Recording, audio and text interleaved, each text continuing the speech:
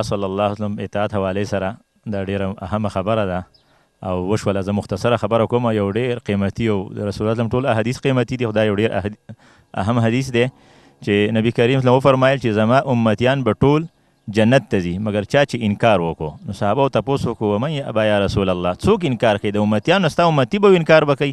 د الله رسول وفرمایل چې انکار چې دی چا چې زما اطاعت وکړو نو د زما تابعداري وکړه، او چا چې زما خبره ونه منله د انکار وکړو. نو زما ورونو موږ او تاسو اوس د دې حدیث حوالې سره خپل ځان وتلو چې موږ کې کم انسان د رسول الله صلی الله علیه وسلم د خبرې نه انکار کوي، چې د الله د رسول د خبرې نه جواب کوي حدیث نه، او رسول الله صلی الله علیه وسلم حدیث پریدي او خپل رسم و رواج اخلي او خپل طریقه اخلي او خپل د علاقې او د خپل امام او د خپل مفتی او د خپل مولوي صاحب او داسې ټولې خبرې دي.